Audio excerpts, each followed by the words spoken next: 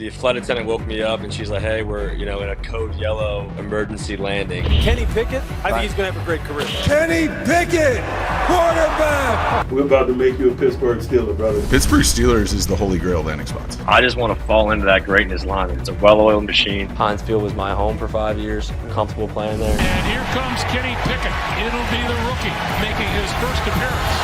Pickett, the traps, firing deep downfield, streaking is Austin, and he's got it all! And the Steelers are going to come away with the victory. Yeah, I keep it simple, man. Just the most important stats to win. Well, welcome season 2, and you're a recurring guest here, a roomie we call it actually. Yeah. So we appreciate you coming on, man. Welcome, Kenny Pickett. Yeah, appreciate you guys for having me back on. And I just want to make this really clear too. I literally had a haircut scheduled for today, and I wanted some Kenny Pickett flow. Once you said yes, and we're like, okay, cool, Kenny's coming on tomorrow. I'm like, I'm gonna bump that back a couple days. Yeah, let it go, man. I'm letting it go. Will you set the record straight? I saw some stuff on social. You might have a mullet now. Is that true? Can't really tell the way you got the hat, or is this just no mullet? Absolutely not, no mullet. You're not going full Cole Holcomb with it? You're not dialing it in? Nah, it fits him so well. I don't think my wife would ever let me commit to a full mullet, actually. So there's a couple of reasons why I won't go mullet, but I just kind of like keeping it the way I got it right now. The flow's good, man. The flow looks good, and you look good on Sunday night too. We watched the last two primetime games. The Browns won a couple weeks ago. It was a crazy game, like a little sloppy, a little scrappy. Found a way to win. Last Sunday was an awesome game. Your stats were great, dude. 16 of 28, 235, 2 touchdowns, no picks, clean game. And 2-0 in primetime. We were talking about this before. Like, does a primetime game change anything? My theory on it is that, like, no, it's the same. But playing under the lights is pretty sick. So when you got Thursday or Sunday or Monday, I don't know, just playing at nights, just go back to high school. Night games in college were more fun than day games in college. I don't know. But that how you play in prime time really only matters. Like, it's only relevant if you're bad in prime time, like then there's some quarterbacks we won't name who are like, oh, and whatever, or 1 and something, you know what I mean? So it's like, it's a stat that hangs with you. And you're, so back-to-back weeks, 2-0, what kind of, is there any difference? Does it affect anything? A little more hyped up, a little more calmed down? What effect is playing in prime time? Because there's stuff online, like Primetime Pickett, Kenny Primetime, all these things. Primetime Pickett. Now the Colorado lost too. Taking over. Yeah. Anything that changes for you in primetime? I don't think so. Like you said, I mean, I like playing at night. I like playing in primetime. I think it's a great, experience to kind of soak it in. Like, we're playing in Vegas on Sunday night. There's so many celebrities there. Like, it's kind of a bigger of a show, and I like playing in that kind of stage. But like you said, I mean, the media is going to try to find anything negative about guys just to come up with a story, just to find something. But I don't think anything really changes when you play in primetime games. Can you take me through what happened with the plane? Because I've been obsessed with the story the last 2 weeks. Oh, dude, it was the worst trip I've ever had in terms of like an away game. The flight attendant woke me up and she's like, hey, we're, in a code yellow emergency landing. And I had I was like, at least it's not code red. I mean, code red, I think. Yellow is all right. Yeah. I was like, I'll take a code yellow. I think we had like an engine trouble with one of the engines. The landing was smooth. Everything was smooth. Just the process, like the 20 minutes of when she told us that to when we guys were, obviously a little uneasy. Grateful that we landed safe. Had to switch planes. It took us 6 hours to get a new plane. Transferred over to the plane, went to Pittsburgh till like 2:00 in the afternoon, and I just slept all day when I got. So you sat on the plane for 6 hours, or did you guys get off the plane? 6 hours. Yeah, 6 hours. They kept you on the plane? Yep. Oh, that's a nightmare, bro. Way. Yeah, it was a London in 6 hours. Oh my God. Well, it's funny when you're just on a normal trip too, and the plane is chartered, you got all your teammates, your coaches on there. And if you hit any turbulence as is, like we were flying into Virginia for DC this weekend to play Commanders, and there was like a hurricane going up the coast, and we hit some turbulence, and everyone on the plane is screaming and freaking out over fucking turbulence, you know? Imagine getting a code yellow with like all your boys on the plane. Everyone's going crazy. You do not want to hear a code yellow. That was not fun. I just don't want to hear or experience anything that I've been flying since I was a kid, just like all three of us. I just don't want to hear anything I've never heard before. Right. I just only want to hear the same shit that I'm used to. I don't want any new words or new slogans or things to learn. Code yellow. Just keep it moving. Safe. It's code yellow. There's no one That's hijacking like, the what's plane. never mind. Don't tell me what a code yellow is. Just Yeah, I was like one step away from red. I mean, we got to be close to a red. You know, it was not fun. Let's shift to another game here. This is take the sack. So this is kind of like, would you rather, right? Would you rather do this or take a sack? So whoever you hate taking sacks from, pencil that guy in. Would you rather not be able to move into your house until Jersey Jerry's done with the renovating, or take the sack? Dude, I'm taking the sack, and I've been talking to him a bunch about how his house is coming along, and I know he's doing a lot of the work towards it. And from what he's telling me, it's been an absolute nightmare. So I'm definitely going to take a sack on that one. I think he'll understand too. And give some context, Jersey Jerry. Yeah, I mean he's I think it was an old dentist office, I think. And that's right. Oh my god. Yeah, he didn't even buy a house. He bought like a commercial building. Yeah, and he's doing a lot of the handiwork for it. Obviously, he's had experience in that working in Jersey, but from everything supposedly he has ghosts. I don't want him bringing that to my house, so I'm taking a sack. Is he like certain lights on, trying to figure it out and try and get it on film, or is he like, trust me, bro, I got one? No, I think they did a whole show. I think Big Cat went out. They really tried to get to the bottom of it, but he swears by it. So I'll keep Jersey Jerry out of my house. I don't think it's crazy when I hear that. Would you rather be stuck in a room with Luke Combs chugging beer contest until you beat him, or take the sack? And that's like, I'm talking about like, you go, nope, he beat you. All right, fill it up again. Like, you can't leave the room until you taking the sack again. I saw that guy live in person. He's an absolute weapon. Weapon. I would never go toe to toe with a guy like that. So I'm taking a sack. Love it. Would you rather have to spell the word minutia while Mike Tomlin looks over your shoulder, evaluates you, and give you some like Mike Tomlin-esque stares, or take the sack? I'd go with the minutia one. I don't know how to spell it, but I'm sure he'd be able to coach me through it. And I would love just to probably get to the bottom of where that whole thing came from. I'd really get to the origin of the story. I haven't asked him about it, but I think that'd be a good way to break the ice. Yeah, that might be something you want to figure out. All right, last one. Big primetime game. Kenny Primetime, we started that here. Would you rather go ahead and just raw dog and throw this football with no gloves, or take the sack? Big game. I'd go with no gloves. I'd be okay. I'd be okay. Yeah, I'd give it a shot. Go back to the old ways. Avoid taking a sack on that one too. Do you ever do like receivers don't wear gloves during practice? Do you ever do the same thing and don't wear gloves and throw during practice? Get a little overtraining in?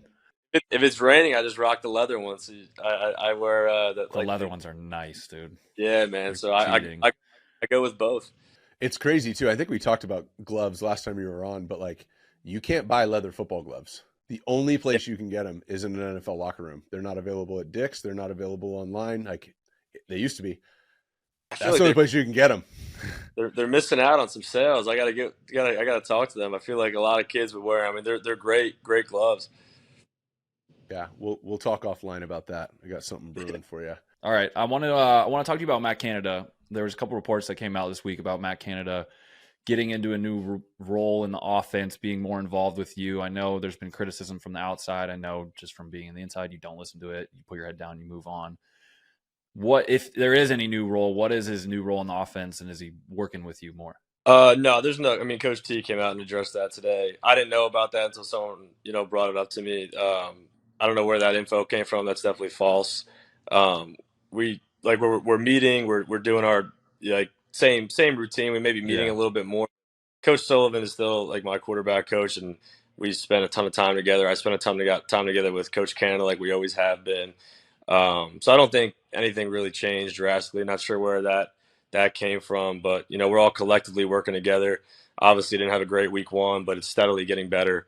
But, you know how offense is. It takes time. It's a process. We got some new pieces, so I like the way we're trending though. Yeah, defenses are always better week one, right? Like defenses, it's Yeah, much easier to be better week one as a defense. just like camp. When you go into camp, usually the defense is a little bit ahead offensively. You Exactly. know, it's that's how it goes playing offensive football. You need all 11 doing the right thing. Where defense, the corner can have a busting coverage, but if that guy gets to the quarterback in a second and a half, then he's not getting there. So it's definitely a different aspect to the game. Like last year when you were on the show, we were talking about how I believe that Pittsburgh's the holy grail of landing spots, and a bunch of reasons. But one of them is I just felt like, and I was always looking at it from a Bengals perspective, from the other side, but like problems in Pittsburgh end up just not being that big of problems. Like take one problem in Pittsburgh and put that in a Cleveland or some of these other places, or New York, it's a massive problem. Yeah. They've just done an unbelievable job of going like, this will get solved. You know what I mean? So I'm watching this go down and I'm like, I have a feeling in a month it's not a big deal. And we're not really talking about it anymore. Yeah, man, it's a credit to Coach T and just kind of the franchise and the team that he runs and how he goes about his business, man. And there's no secret to why I feel like you feel that way. It's because of Coach T and Mr. Rooney and Kevin was the old GM. Now we got Omar, and those guys are so tied together. It's very tight knit, and it kind of trickles down from the top. So we all follow suit, and like you said, it was a great opportunity for us to come together as an offense, as a team.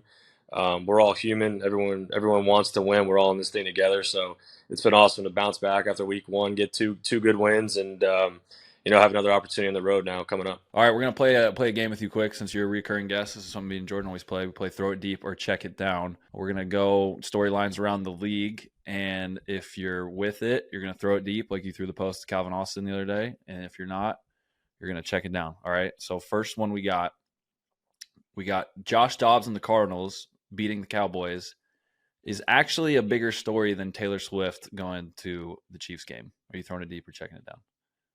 Throwing it deep. That's a huge win for the Cardinals, man, and Josh. And I didn't get a chance to watch it, but I mean, you know how good the Cowboys are. So James Conner, a Pitt guy, I was real happy for him. He played unbelievable.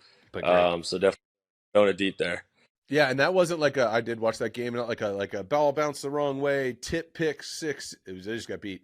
They just Cardinals played better. Cardinals have a lot of great players, and like I said, I mean, from what I saw, James balled out, so that was awesome. You're throwing it deep too, Jordan? Yeah, I'm throwing it deep. I thought that was awesome. I've been pulling for Dobbs and crazy. I mean, just like switch teams, which to a fan, it's like, all right, you got traded. You got to move all your shit. You got to find a place to there's a lot of stuff, and he's not married, so he doesn't have when I switched teams, my wife packed everything up and did all the stuff and handled everything, and I'd get texts like everything's all good. Like I just think when you're a single dude and you got to just uproot yourself and move, sure, agent can help and this person can help. Maybe you have a personal.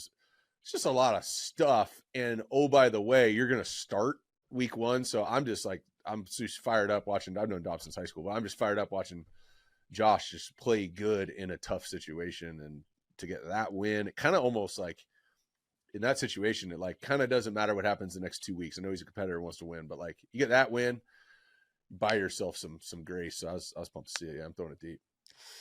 I think I'm going to check it down on that one. I've been you love all this Kelce. I've been you're eating it up, dude. Bro. I came home and watched all the Kelce shit. Oh my God. I was eating that shit up. I watched all the highlights. Summer's on the couch next to me, showing me all the tweets. I got Shane Buechele in the room, who used to be in KC last year. He's giving me all the tea. I'm too deep in it to not check that one down. I think it's deep. You're just saving memes at this point. Oh, I've been sending memes yeah, it's bad.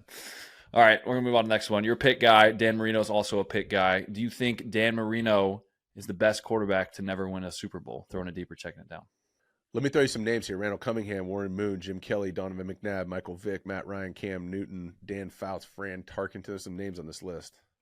There are some names, but I think Dan's at the top. I'm throwing it deep. Got a chance to talk to him throughout my Pitt days, and unbelievable guy. And when I got to go back and watch his tape, I think you see a lot of the guys, how we throw the ball today. I think you look back, and I think he was ahead of his time, the way he played and how he threw the ball off platform stuff. I'm huge Marino guy, so I'm throwing that deep. Yeah, he's one of those guys I've never. I mean, he was before me. I didn't watch him play, but at some point, I just want like 100 throw cut up.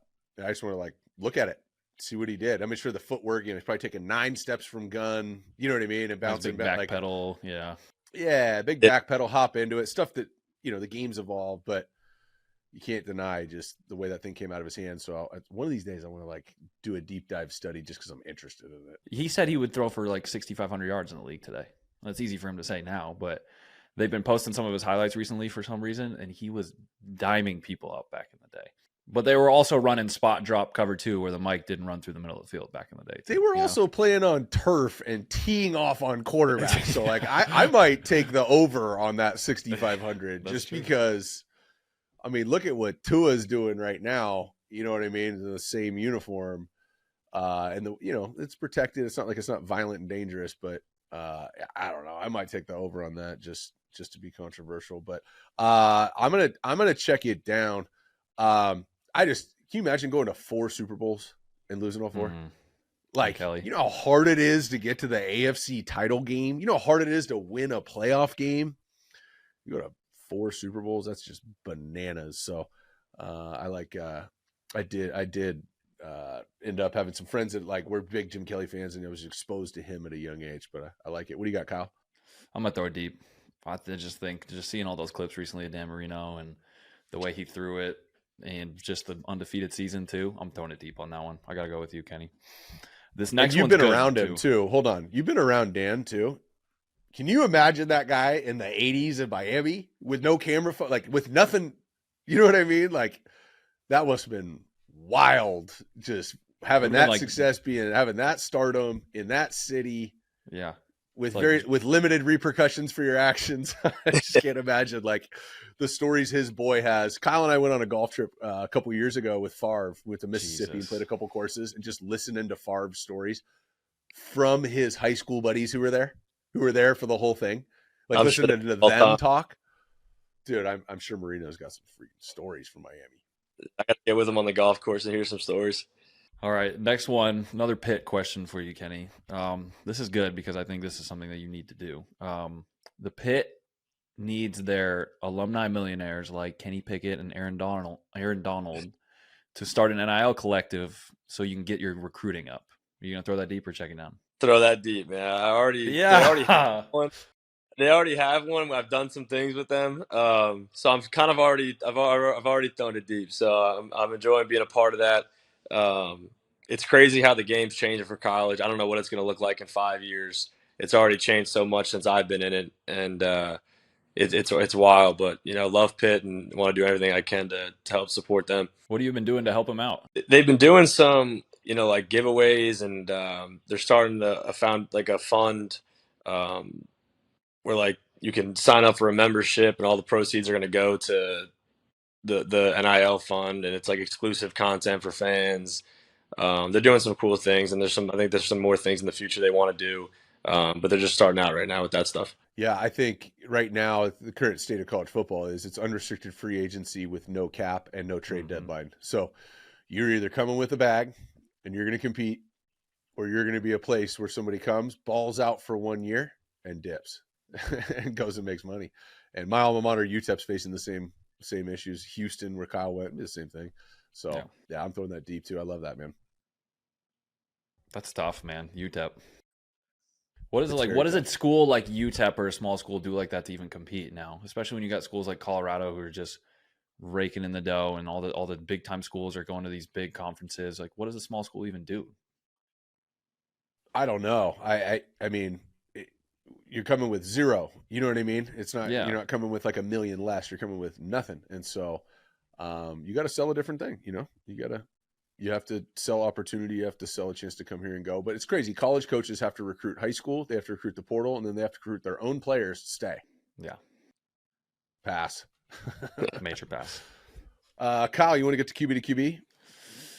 Yeah, so we do this. I don't know if we started this last year when you had you on, but we started doing it. I think we started it with Kirk Cousins, where we had our quarterback from the week before ask our quarterback after a question. So Kirk Cousins asked, what's your cover zero answer?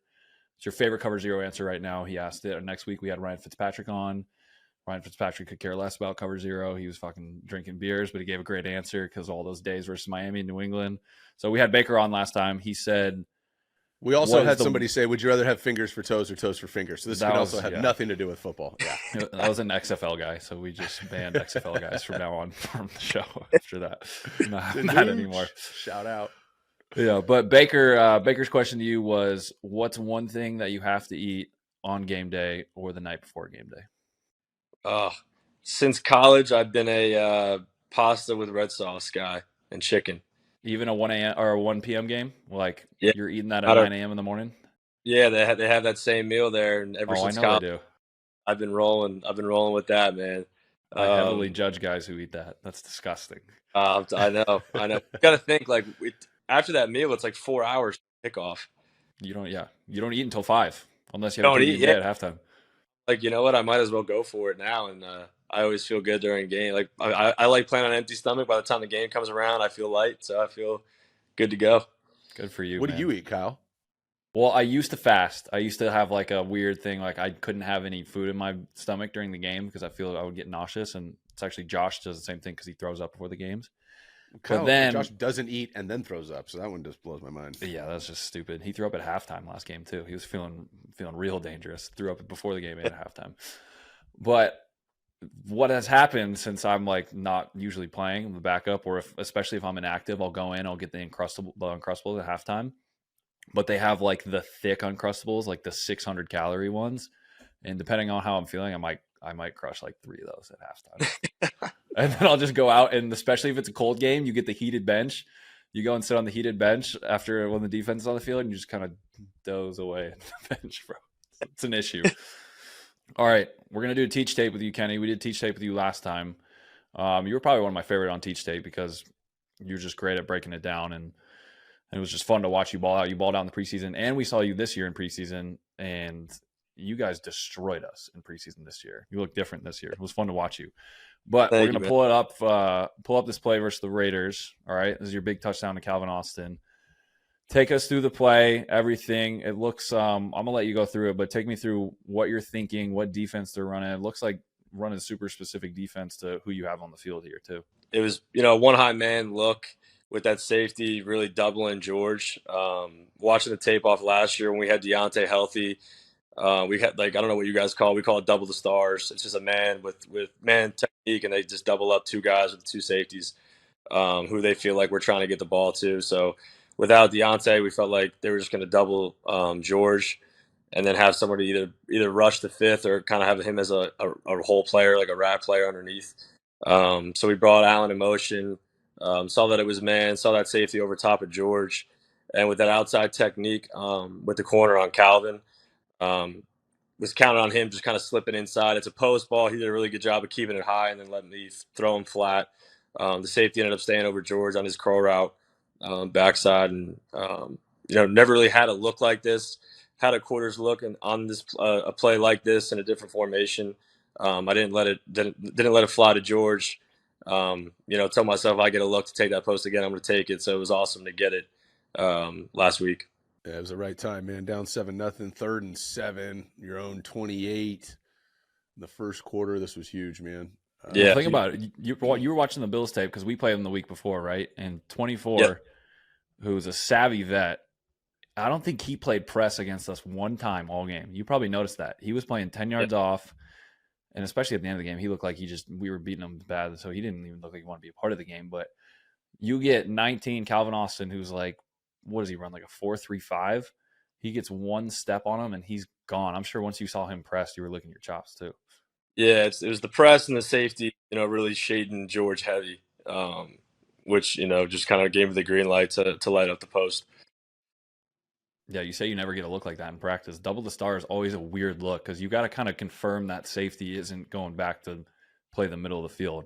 And when you're running just a post versus single high, you never throw that, and you ripped it. It's a great ball. Right. Thank you, man. And then we got one more clip. This isn't a teach tape clip, but it's of your boy who they just doubled right there, George Pickens. I'm sure you saw this after the game, but the block that he tried to throw for you. Did he Coach say anything? T pull this up in the team meeting? Was this highlighted?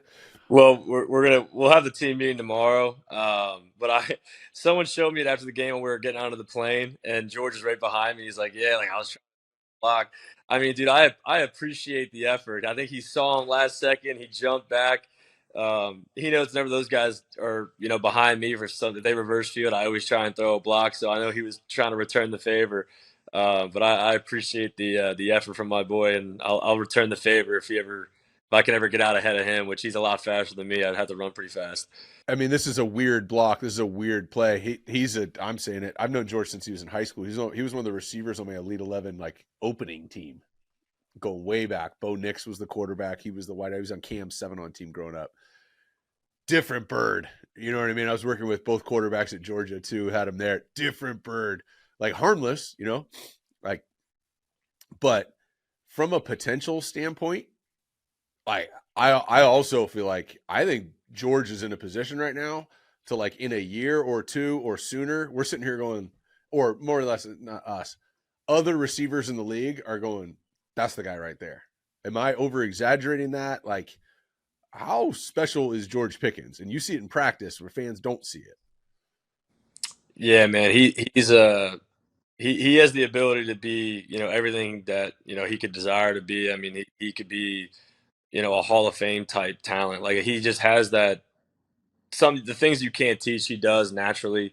The world doesn't see what he does in practice all the time. He's a special player, and grateful that he's on our team, and I can be a part of his journey, and he's definitely going to be a huge part of our journey as a team and as an offense. What's the weirdest thing or most awkward setting, or like, give us like this one time George did that. Like, what's the weirdest thing you've seen George do? Because from the outfits, a lot of stuff, and I love it. He's original, he's confident, and he's a good dude.